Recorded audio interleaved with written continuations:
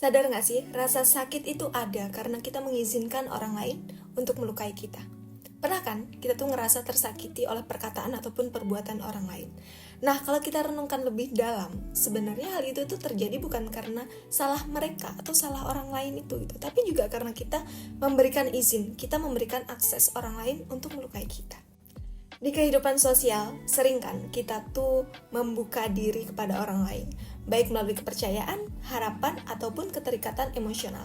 Namun, ketika kepercayaan itu dikhianati atau tidak sesuai dengan apa yang kita harapkan, biasanya kita akan kecewa atau terluka, gitu kan?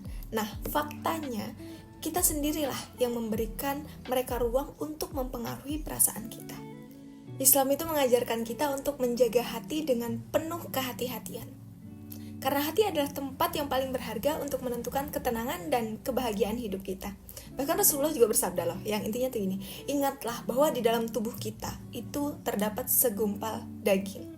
Yang mana ketika ia baik, maka seluruh tubuh akan baik. Namun ketika ia rusak, maka seluruhnya akan rusak. Nah, daging itu adalah hati. Ketika kita memberikan terlalu banyak kendali kepada orang lain atas hati kita, tanpa perlindungan yang tepat, maka sama halnya kita membuka pintu bagi rasa sakit itu untuk masuk. Dalam Islam, menjaga diri dari rasa sakit yang berlebihan adalah bagian dari upaya memperbaiki diri atau self-improvement. Makanya penting bagi kita tuh untuk menetapkan batasan-batasan yang sehat. Bahkan kita juga diajarkan kan untuk menjalin hubungan itu secara proporsional, sesuai atau seimbang gitu. Bahkan dalam hubungan keluarga ataupun persahabatan, kita tuh dianjurkan untuk tidak memberikan segalanya tanpa batas. Karena gini ya, janganlah kamu mencintai segala sesuatu secara berlebihan. Karena bisa jadi itu akan menjadi sesuatu yang kamu benci di kemudian hari. Menetapkan batasan yang aku maksud di sini bukan berarti kita harus menjauhkan diri dari orang lain tuh tidak ya. Tapi menjaga diri agar tidak menggantungkan diri kita secara emosional kepada orang lain. Supaya kita tuh gak mudah terluka. Oke, yang kedua nih, jangan letakkan kebahagiaan kita di tangan orang lain.